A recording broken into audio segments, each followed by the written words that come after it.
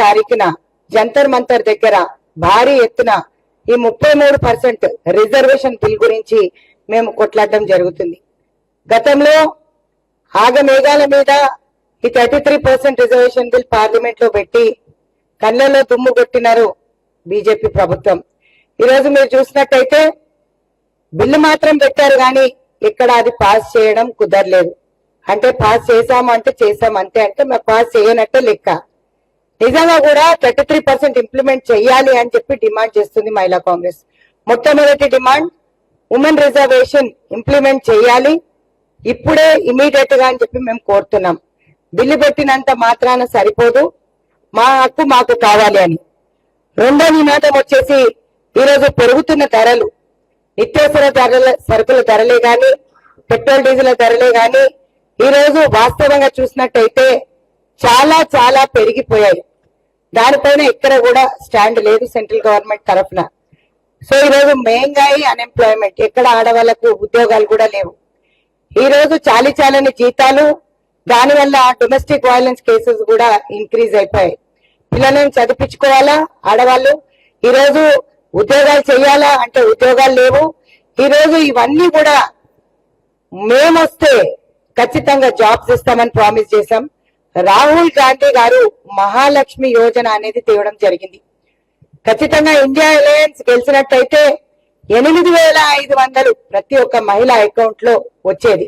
Financial assistance లేకుండా అయిపోయినది. ఈ రోజు 2,500 తెలంగాణ ప్రభుత్వం ఇస్తుంది, మహిళలను ఆదుకుంటుంది. అదే మోదీ గవర్నమెంట్ ఈరోజు 450కి సిలిండర్ కూడా ఇస్తానని చెప్పి ప్రామిస్ చేశారు. అవి కూడా ఎక్కడా కనపడట్లేదు. మూడో పాయింట్ వచ్చేసి ఎక్కడ కూడా మా సురక్షకు సంబంధించి మీరు చూసినట్టయితే సేఫ్టీ అనేది కరువు అయిపోయింది. ఈరోజు మధ్యప్రదేశ్ లో జరిగిన సంఘటననే గాని ఈరోజు అమ్మాయిలను పూడి చేస్తున్నారు. బీభత్సంగా రేవాల సంఘటన జరిగింది. ముంబైలో జరిగింది. 30 ఏళ్ల ఆడదాన్ని రేప్ చేసి మర్డర్ చేశారు. 9 ఏళ్ల చిన్నారిని కూడా వదులుతలేరు. 8 నెలల పసికందు నుంచి 60 ఏళ్ల వరకు కూడా ఈ రోజు అరాచకాలు ఎక్కువైపోయినాయి బీజేపీ ప్రభుత్వంలో. గతంలో చెప్పడం జరిగింది, చెప్తూనే వస్తున్నాం. క్రైమ్ రేట్ ఇంక్రీజ్ అవుతున్నాయి కానీ ఎక్కడ కూడా డిక్రీజ్ అవ్వట్లేదు.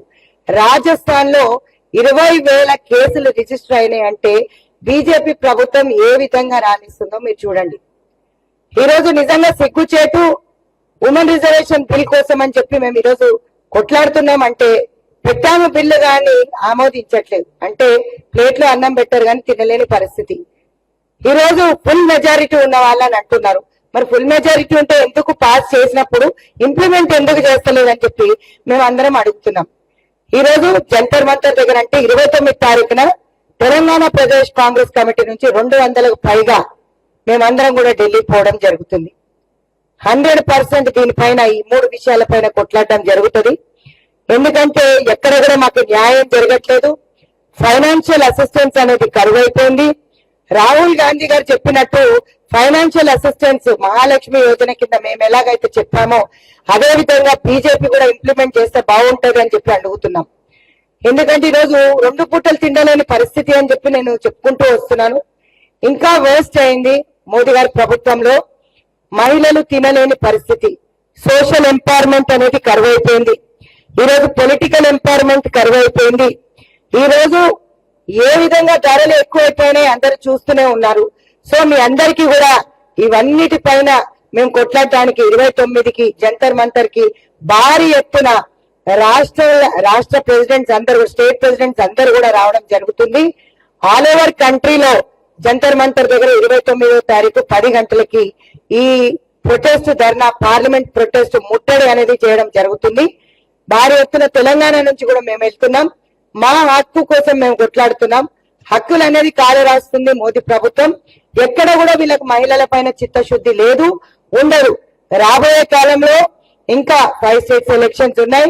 ఖచ్చితంగా మా డిజిట్ పెరిగినట్టయితే 100% రాహుల్ గాంధీ గారి నారీ న్యాయ కళ ఖచ్చితంగా మేము నెరవేరుస్తాం.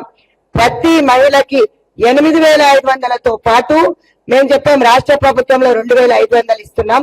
సో ఇవన్నీ కూడా 11,000 ఆర్థిక సహాయం చేయడానికి మేము ముందుకు వస్తున్నాం.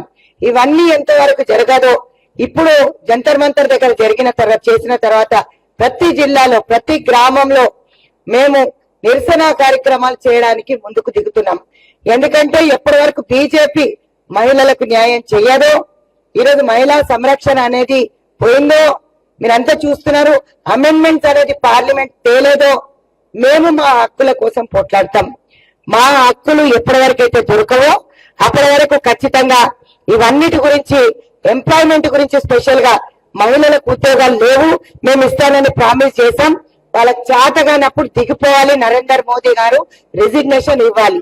కానీ మహిళలకు సంబంధించి మమ్మల్ని ఈరోజు ఆర్థికంగా కానీ మీరు చూసినట్టయితే చదువుకుందామన్నా కూడా ముందు చూపు చూడనటువంటి ఇట్లాంటి ప్రభుత్వాలని బొందబెట్టాలని చెప్పి పిలిపిస్తుంది రాష్ట్ర మహిళా కాంగ్రెస్ అధ్యక్షురాలుగా రాష్ట్ర మహిళా కాంగ్రెస్. ఈరోజు మేము ముందుకెళ్తున్నాం. జంతర్ మంతర్ ధర్నా ఖచ్చితంగా చెల్లెలందరూ కూడా సక్సెస్ఫుల్ గా చేస్తారు. ఆల్ ఓవర్ ఇండియా నుంచి వస్తున్నారు కాబట్టి భారీ ఎత్తున 5,000 నుంచి 10,000 మంది హాజరవుతున్నారు. ఇదంతా కూడా చాలా మంది మహిళలు రావాలని కోరుకుంటున్నారు కాబట్టి అందరూ వచ్చి ఈ ప్రొటెస్ట్, పార్లమెంట్ ప్రొటెస్ట్ ధర్నాలో ఉండి పార్లమెంట్ ముట్టడికి బయలుదేరాలని చెప్పి మహిళా కాంగ్రెస్ పిలుపునిస్తుంది. Thank you very much. నమస్తే. ఈ మధ్యన మేము వెళ్ళడం జరిగింది. 22nd కున్న ప్రొటెస్ట్ వాయిదా పడి 29th కి అయింది. అదే కాకుండా మేము మా నామినేటెడ్ పోస్టుల గురించి కూడా మాట్లాడడం జరిగింది. అంటే చాలా తక్కువ సంఖ్యలో పదవులు వచ్చాయి. ముఖ్యమంత్రి గారికి కూడా అప్పీల్ చేసుకున్నాం. ఆర్గనైజేషన్ ఇన్ఛార్జ్ కేసీ వేణుగోపాల్ గారికి కూడా చెప్పాం. దీపాదాస్ మున్షి గారికి కూడా చెప్పాం. అదే విధంగా మా నేషనల్ ప్రెసిడెంట్ 33% కోసం రాహుల్ గాంధీ గారి అపాయింట్మెంట్ కూడా తీసుకుని 28న ఈ protest complete, 29th protest complete అయినాక 28న 30th మందరిని రాహుల్ గాంధీ గారితో కల్పించి ఇది ఒకసారి ముందుకు పెడతానన్నారు. So maximum the number of women list అనేది తొందరలోనే వస్తుందని రేవంత్ రెడ్డి గారు చెప్పడం జరిగింది. చాలా సంతోషమైన పరిణామం. 33% మా సోనియా గాంధీ గారు ఏదైతే ఇస్తానన్నారో ఖచ్చితంగా అది నెరవేరుస్తామని చెప్పి కేసీ వేణుగోపాల్ గారు చెప్పడం జరిగింది. చాలా సంతోషం. ఆల్రెడీ స్టార్ట్ అయింది తమ్ముడు, మొన్ననే ఖైరతాబాద్ లో స్టార్ట్ అయింది. ఇంకా ఖైరతాబాద్ ఎంఆర్ఓ ఆఫీస్ లో స్టార్ట్ అయింది. మీరు 9.5 సంవత్సరాలు అడగని క్వశ్చన్స్ మమ్మల్ని అడుగుతారు. కేసీఆర్ దగ్గర కూడా రాని వాళ్ళకి ప్రెస్ మీడియా మిత్రులని అది గమనించాలి. మీరు 9 ఏళ్ళు కాలేదు మా ప్రభుత్వం వచ్చి, కాబట్టి కొంచెం ఓపిక పట్టాలి. మీరు చూస్తున్నారు బడ్జెట్ ప్రవేశపెట్టిన తర్వాత ముఖ్యమంత్రి 8,000 కోట్లు బయట నుంచి తీసుకొస్తానన్నారు 6 గ్యారంటీలు కంప్లీట్ చేయడానికి. సో దయచేసి ప్రెస్ మీడియా మిత్రులందరూ కూడా అర్థం చేసుకుంటారని అనుకుంటాను. మహాలక్ష్మి స్కీమ్ రన్ అవుతుంది. ఈరోజు దాని ఫిగర్స్ కూడా పొన్నం ప్రభాకర్ గారు మంత్రివర్యులు ఇవ్వడం జరిగింది.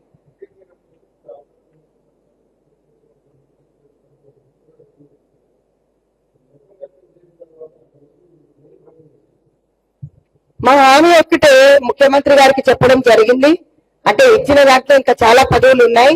రాబోయే కాలంలో ముఖ్యమంత్రి గారు మాకందరికీ కూడా పెద్దపీట వేస్తానని మాట ఇవ్వడం జరిగింది. ముఖ్యమంత్రి గారితో కూడా కలిసాం, దీపాదాస్ మున్షి గారితో కూడా కలిసాం. అదే విధంగా కేసీ వేణుగోపాల్ గారు మా ఆర్గనైజేషన్ ఇన్ఛార్జ్ తో పాటు రాహుల్ గాంధీ గారికి, ఖర్గే గారికి, ప్రియాంక గాంధీ గారికి కూడా మెయిల్స్ పెట్టడం జరిగింది. సోనియా గాంధీ గారు ఇంతమందిని కలవలేరు కాబట్టి ఈసారి రాహుల్ గాంధీ గారు, సోనియా గాంధీ గారి అపాయింట్మెంట్ మాకు ఫైనల్ అయింది. ఖచ్చితంగా కలిసి 33% కాకుండా 50% రావాలని చెప్పి కోరుకుంటున్నాం మా చెల్లెళ్ళందరికీ. 50%, 51% ఉన్న మాకు తప్పేముంది 50% అడగడంలో. ఎంత ఇస్తారనేది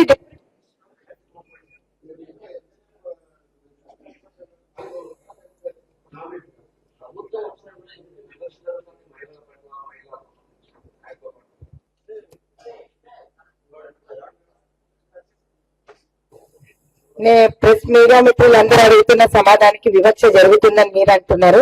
లిస్టు రెడీ అయిందని ముఖ్యమంత్రి గారు అంటున్నారు. మరి రాబోయే కాలంలో ముఖ్యమంత్రి గారు పెద్దపీట వేస్తారు రేవంత్ అని చెప్పడం జరిగింది. అదే మాట దీపాదాస్ మున్షి గారు కూడా మాట్లాడడం జరిగింది. సో కష్టపడిన కార్యకర్తలందరూ కూడా పార్టీ రూలింగ్ లో లేనప్పుడు మహిళా కాంగ్రెస్ చాలా చాలా పని చేసింది. మీరందరూ చూసినారు. మీరందరూ కూడా దానికి దాన్ని ఏమంటారు, మేము ఎవిడెన్స్ ఇవ్వాల్సిన అవసరం లేదు కాబట్టి 100% అంటే లిస్ట్ అనేది మొట్టమొదటిగా ప్రామిస్ చేశారు నామినేటెడ్ పోస్టులకి. ఎవరికైతే టికెట్లు ఇవ్వలేదో వాళ్ళకి ఇచ్చామని చెప్పింది ముఖ్యమంత్రి గారు. సో రాబోయే కాలంలో పెద్ద లిస్ట్ స్పెషల్ గా లేడీస్ ని వేస్తానని చెప్పి ముఖ్యమంత్రి గారు హామీ ఇవ్వడం జరిగింది. కాబట్టి ఆ లిస్టు కోసం మేము వేచి చూస్తున్నాం. చెల్లెళ్ళందరూ కూడా పనిచేసిన వాళ్ళకి కూడా పెద్దపీట వేస్తానని చెప్పి రేవంత్ అన్న చెప్తున్నాడు. సో లెట్స్ సి, తొందరలోనే లిస్ట్ వస్తాదంటున్నారు.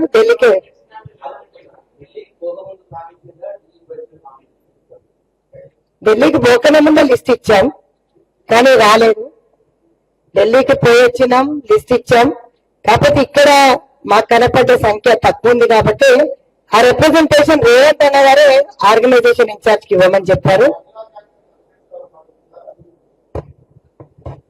నా పదవీ కాలం ముగిసింది, మరి 3 ఏళ్ళు ఇంకొకరికి ఛాన్స్ ఇవ్వాలి కదా. ప్రజెంట్ అయితే ఎక్స్టెన్షన్ చేసినట్టే ఉన్నారు. 2 నెలలు అయింది కదా, 3 years 2 months అవుతుంది. మరి రేవంత్ అన్న బీసీలకు పెద్దపీట వేసినారు కాబట్టి ముద్రాజ్ సామాజిక వర్గం నుంచి ఉన్నా నేను, మరి కంటిన్యూ చేస్తారా మళ్ళీ వేరే పదవి ఇస్తాడా అనేది అన్న విజ్ఞతకే వదిలేశాం. సో వారు ఏ డిసిషన్ తీసుకున్నా, ఏ రోజు సునీతారావు పదవులకు ఆశపడదు. ఇస్తే చేస్తాను, ఇవ్వకపోతే వీళ్ళందరితో పనిచేస్తాను. కాంగ్రెస్ కార్యకర్తను, కరుడుగట్టిన కార్యకర్తను కాబట్టి, కాంగ్రెస్ జీన్స్ కాబట్టి పదవులను అడగకుండానే ఇచ్చారు ఇప్పటి వరకు. అదే విధంగా రేవంత్ అన్న కూడా పెద్దపీట వేస్తాడని ఆశపడుతున్నాం. నిరసన ఎందుకు అనుకుంటారు రెడ్డి గారు? పెద్దలందరినీ కలిసాము అనడానికి రీజన్ ఉంది కదా. యాక్చువల్ గా మేము వెళ్ళింది పార్లమెంట్ ప్రొటెస్ట్ ధర్నాకి.